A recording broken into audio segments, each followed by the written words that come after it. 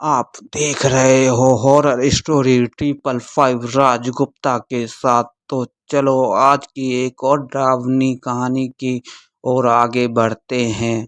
दोस्तों, मोलैंड में Johnson and Jonas signal अलौकिक गतिविधियों में से एक है। न केवल वहां पर सफ़ेद साड़ी में एक महिला उस गली में घूमती है, बल्कि यहाँ पर खासकर अमावस्या की रात में कई दुर्घटनाएं भी होती हैं। अधिकांश दुर्घटनाएं घटित हैं। जो लोग इससे बच गए हैं वह लोग कहानियों में सुनाते हैं कि उन्होंने एक किसी ऐसी की सहायता करने की कोशिश की और उनके साथ जो कुछ हुआ उनकी सोच से बहुत परे था।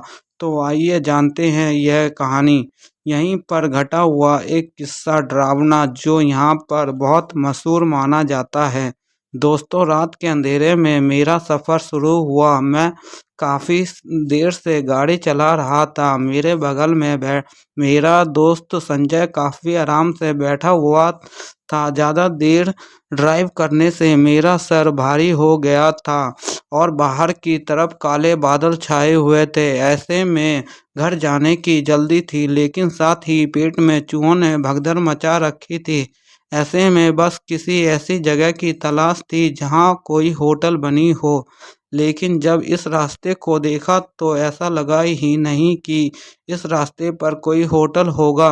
उस रास्ते के दोनों छोर पर ज़्यादा चहलगर्दी तो नहीं थी, सिर्फ सन्नाटा ही सन्नाटा पसारा हुआ था। होटल का मिलना तो शायद यहाँ पर असंभव था, लेकिन उम्मीद पर दुनिया कायम है। बस यही उम्मीद जताए अपनी गाड़ी को रफ्तार से एकदम चलाए जा रहा था। थोड़ी दूर चलने पर एक ठेले वाला दिखा। हालांकि हमें वह ठेला नजर तो आया, लेकिन उसके बगल में एक बड़ी सी ट्रक खड़ी हुई थी। उस ट्रक को देखकर ऐसा लग रहा था जैसे मानो वह अभी अभी कबाड़ खाने से वापस आई हो। उसकी हालत बाहर से तो बहुत ही ज़्यादा खराब लग रही थी, लेकिन फिर जब मैंने अपनी गाड़ी को साइड में लगाकर उस ट्रक को गौर से देखा, मैंने पाया कि उस ट्रक का इंजन एकदम सही है और आगे की बॉडी भी सही सलामत लग रही थी। ऐसे में मुझे समझ में नहीं आ रहा था कि वो इस बंजर पड़ी भूमि में क्या कर रही है। यही सोचते हुए मैंने देखा कि उसके आसपास मुझे कोई नज़र नहीं आ रहा था। ऊपर से ठेले वाला मुझे दिखाई दिया था, तो वहाँ पर अब वह भी मौजूद नहीं था। ऐसे में हमारा वहाँ से वापस निकलना ही ठीक था। और उसके बाद वापस से गाड़ी में आया तो मेरे दोस्त संजय ने बाहर की ओर इशारा करते हुए कहा, देख यार, देख उधर देख, बाहर की तरफ। पूरा जोरदार बारिश होने का मौसम हो गया है। अब हमें जल्दी से निकलना चाहिए। लेकिन इधर मेरे पेट में चूहों की भगदड़ खत्म नहीं हुई थी। कहीं पानी भी मिल जाता तो आराम से सफ़र कट जाता। उसके बाद मैंने गाड़ी स्टार्ट की और वहाँ से थोड़ी दूर पहुँचा ही था कि तभी मेरे दोस्त संजय ने कहा, भाई यहाँ मुझे कुछ ठीक नहीं लग रहा है। यार देख, कितनी देर से यह गाड़ी वाला पीछे ही आ रहा है। जैसे ही मैंने गाड़ी के साइड मिरर में देखा तो मैंने पाया कि एक गाड़ी बहुत स्पीड में हमारे पीछे पीछे आ रही है। हैरान की बात यह थी कि जब हमारी गाड़ी की स्पीड कम होती तो उस गाड़ी की भी स्पीड कम हो जाती। जब हम रफ्तार तेज करते तो उस गाड़ी की भी रफ्तार तेज हो जाती। यह सब देख हैरानी की बात थी।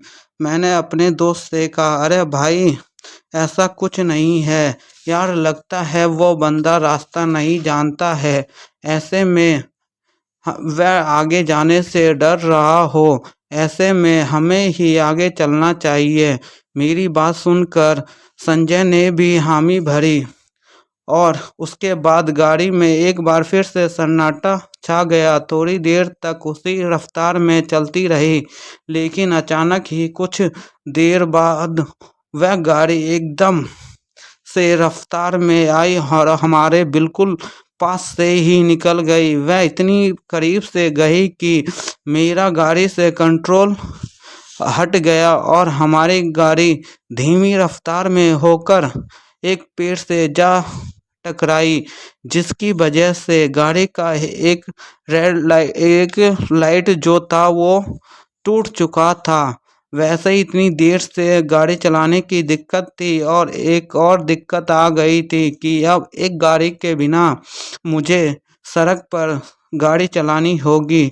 यही सब सोचता हुआ मैं अपने दिमाग में सोच ही रहा था, फिर मेरी नज़र एकदम से उस गाड़ी पर गई तो मुझे लगा कि ये तो वही ट्रक है जो वहाँ पे ठेले के बगल में खड़ी थी।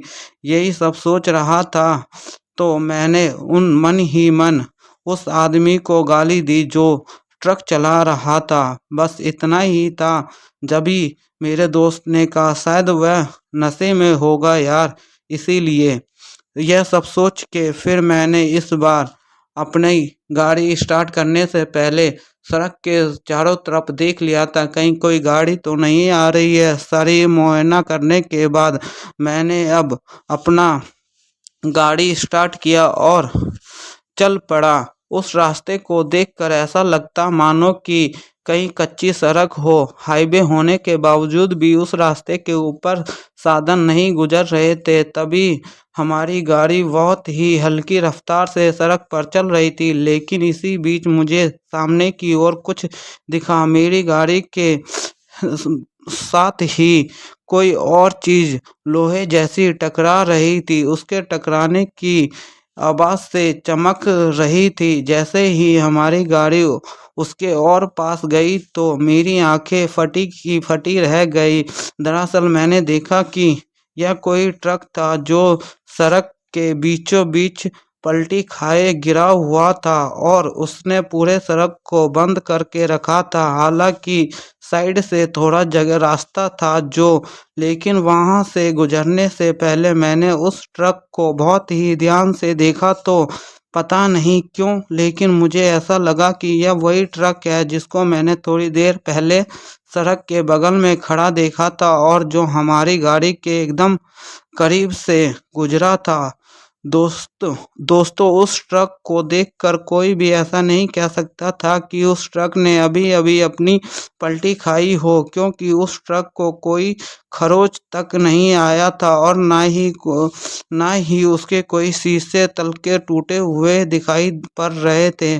फिर उसके बाद मैंने अपने दोस्त की तरफ देखा, पूछा तो उसने भी अपनी गर्दन हिलाते हुए कहा, अरे हाँ यार भाई, मुझे भी ऐसा ही लग रहा है, वही ट्रक है। लगता है इसका ड्राइवर नशे में था और इसी वजह से ट्रक पलटी खाकर गिर गया। मुझे भी अपने दोस्त की तरह ऐसा ही लग रहा था और ऐसे में अब मेरा यहाँ एक मिनट भी रुकना नागवारा था और हम अपनी गाड़ी के अंदर गए और गाड़ी स्टार्ट करके वहाँ से निकल पड़े। हम जैसे ही निकले, 5 से 10 मिनट हुआ ही होगा हमें गाड़ी चलाते हुए, तो मेरी नज़र मेरे दोस्त संजय पर पड़ी। वह बहुत ही घबराया हुआ था, उसके माथे से पसीना टपक रहा था। मैंने पूछा, अरे भाई संजय क्या हुआ? उसने मिरर की तरफ इशारा करते हुए कहा कि देख भाई पीछे देख। जैसे ही मैंने अपने राइट वाले मिरर में देखा तो मुझे दिखा कि वही ट्रक जो पलटी खाकर गिरी हुई थी बड़ी तेज रफ्तार में हमारे साथ आ रही थी। अब मैं समझ चुका था कि यह फिर से कोई टक्कर मारने वाली है, क्योंकि उसकी हरकतें भी एकदम सेम वैसी थी जैसे पिछले वाले की थी। इसी बीच संजय ने कहा शायद उसी के जैसी कोई और ट्रक हो। फिर मैंने भी उसके हाँ भरी और आगे को चल दिया। जब यह सब ना देखा गया तो हमने एक गली दिखी। गली के अंदर घुसाते ही हमें घर घर सा दिखने लगा, बिल्डिंगें सी बनने लगी और हमने गाड़ी वहीं रोकी और पीछे मुड़ के देखा तो वह ट्रक एकदम से हमारे उस कट से आगे निकल चुकी थी। अब मेरा दिमाग में यही चल रहा था कि वहाँ जाने से अच्छा है यहीं पे किसी के घर में घुस के हम एक रात के लिए रह जाए। जैसे ही हम अपनी गाड़ी से उतरे, हम अंदर की तरफ जाने के लिए उस घर में किसी घर में घुसने की सोच ही रहे थे कि जब ही हमने देखा हर घर के दरवाजे पे एक ताला लगा हुआ था जो बहुत ही पुराना जंग खाया और जला हुआ लग रहा था। इतने में ही हमें समझ नहीं आ रहा था, इतने में ही मैंने एक पत्थर उठाया और उस ताले पे दे मारा। जैसे ही ताले पे दे मारा वह टूटा नहीं, दोबारा हमने कोशिश की। पीछे से एक आवाज़ आई, अरे भाई क्यों ताला तोड़ रहे हो, अगर तुम्हें रहना ही है तो इधर आ जाइए। अब ऐसे सुनते ही हमने पीछे मुड़ के देखा तो एक आदमी सफ़ेद कपड़े में खड़ा था। अब हम उसके पीछे-पीछे चल दिए और वो हमें आगे-आगे लेके एक झोपड़ी में ले जाके हमें बिठा दिया और वहाँ पे एक मशाल जल रही थी जिसकी वजह से इधर-उधर इंजोला हो रहा था। जैसे ही मैं अंदर घुसा मुझे कुछ अच्छा नहीं लगा, मुझे कुछ अजीब-सा लग रहा था। यही सब सोचता हुआ मैं बाहर की तरफ निकला तो अब वह आदमी एक अजीब से रूप में था और कुछ हाथ में लिए हुए उसे पत्थर पे घिस रहा था। ऐसा लग रहा था कि यह कोई धारदार चीज़ हो। अब मैं समझने में मुझे कुछ देर ही नहीं हुई, अब मैं समझ चुका था ये क्या करना चाहता है। पर संजय को मैंने कहा, संजय चल यहाँ से चल। संजय ये सोच रहा था एक तो इतनी मुश्किल से हमें एक घर मिला, अब उसे भी यह छोड़ना चाहता है। पर संजय मेरे पीछे-पीछे आ गया और जैसे ही हमने दरवाज़ा खोला, वह आदमी बड़ी तेज़ी से हाथ में वही धारदार चीज़ लेके हमारे पीछे भागता हुआ आ रहा था। हमने भी बड़ी तेज़ी से गाड़ी स्टार्ट किया और वहाँ से रोड पर आ गए। बस मैं यही सोच रहा था अब जो होगा भगवान के भरोसे। और मैं इसी बीच रोड पे अपनी वो गाड़ी को ले आया और बहुत ही स्पीड में अपनी गाड़ी को वहाँ से निकाला और निकालते ही हम आगे की ओर बढ़े और इसी बीच मैं सोचा कि अब शायद वह ट्रक चली गई होगी और हमें अब किसी से कोई खतरा नहीं होगा। जैसे ही हम 2 किलोमीटर तक पहुँचे होंगे, वैसे ही मेरी नज़र फिर से अपने दोस्त संजय पर पड़ी। संजय को देखते ही मैं तो घबरा ही गया था कि फिर से उससे घबराहट हो रही थी और माथे से पसीना ही पसीना हो गया था। वह सोच रहा मैं सोच रहा था कि अब क्या हो गया संजय को और पूछा मैंने। उसने फिर से इशारा किया अब पीछे की ओर, तो मैंने पीछे जैसे ही देखा फिर से वही गाड़ी थी जो कि उस समय हमारा पीछा हमें टक्कर मारने की कोशिश कर रही थी और मैं इस बार समझ गया था यह फिर से हमें टक्कर मारने की सोच रखी है इसने और हम भी अपनी रफ्तार बढ़ाने लगे। जैसे ही मैं अपनी रफ्तार बढ़ाता था वह आदमी भी अपनी रफ्तार बढ़ाता था। मैं इसी बीच समझ गया ये कोई मामूली ट्रक नहीं है, यह कोई बहुत ही भयानक चीज़ है जो हमें मारना चाहती है। हम जैसे ही आगे की ओर बढ़े हमें एक सुनसान रास्ते पे हमें एक बस स्टैंड दिखा। बस स्टैंड के साथ में ही एक छोटा सा एक गाड़ी जितना जगह थी, हमने उसी बस स्टैंड के पीछे अपनी गाड़ी लगा दी और उस गाड़ी को देखने लगे और एकदम से वह गाड़ी बड़ी स्पीड में आई और हमसे निकल गई। हम वहीं रात भर उसी चीज़ का इंतज़ार करते रहे कहीं हमें फिर से ना वो अगर हम रोड पे अपनी गाड़ी निकालेंगे तो कहीं वह चीज़ फिर से हमें ना मारने के लिए आ जाए। अब यह सब चीज़ें सोच ही रहा था कि सोचते-सोचते सुबह हो गई, पर ठंड हालाँकि इतनी थी कि हम अंदर ही गाड़ी में बैठे ही बैठे काँपने लगे थे और सुबह होते ही हम वहाँ से गाड़ी निकाल के चल दिए। अब चलते-चलते हमें इतना था कि हम वहाँ से निकलना था बहुत जल्दी और सुबह हो गई। सुबह 1-2 गाड़ियाँ चल रही थी, फिर हमारी जो डर था वो कम हुआ और हम आगे की ओर बढ़ना स्टार्ट कर दिए। थोड़ी दूर पे जाते ही हमें एक होटल दिखा। हम होटल के अंदर जाते ही और कुछ खाने-वाने का ऑर्डर किया क्योंकि हमने रात से ही कुछ नहीं खा रखा था, इसीलिए संजय और मुझे काफ़ी भूख लगी हुई थी। इसी बीच बातों ही बातों में मैंने उस आदमी से उस चीज़ के बारे में बोलना चालू कर दिया। तो सारी बातें बताई तो उस आदमी ने कहा, सर ये तो हाईवे है, यहाँ कौन किसको मार के चला जाता है कोई कुछ पता नहीं चलता। कोई ट्रक वाला किसी को ठोक के चला जाता है, किसी पे चढ़ा के चला जाता है। ये तो हाईवे है, यहाँ नॉर्मल सी चीजें होती हैं। पर जिस गांव की आप बात कर रहे हो वैसा तो कुछ भी नहीं इन लोगों ने आज तक देखा है। तो उन्होंने बताया, तो उस आदमी ने कहा है, हाँ, एक करीब 100 साल पहले यहाँ पे एक छोटा सा कस्बा होता था जिसमें 100-150 लोग रहते थे। पर एक रात उस कस्बे में आग लग गई, वहाँ के सारे लोग जल के मर गए।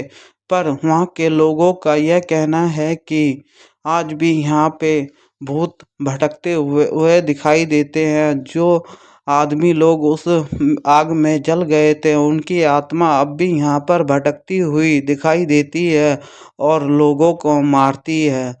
तुम तो किस्मत वाले हो जो वहाँ से बच के निकल आए। हम यह सोच के बहुत ही डर से गए थे, फिर से हमने सोचा भाई आज के बाद हम किसी अनजान जगह पे नहीं जाएंगे जहाँ पे ऐसा कुछ हो। वह होटल वाला भी हमें यही समझा रहा था कि आज के बाद आप भी जिस जगह को ना जानते हो वहाँ पे मत जाना। हम भी यही सोच रहे थे और वहाँ से निकलने की तैयारी अब हमारी हो चुकी थी। अब यही संजय कह रहा था, भाई आज तो बाल बाल बच गए, जो हुआ भूल जाते हैं। बस दोस्तों आज की कहानी में बस इतना ही। अगर कहानी आपको पसंद आई हो तो लाइक शेयर एंड सब्सक्राइब कर देना और चैनल पे नए हो तो सब्सक्राइब करते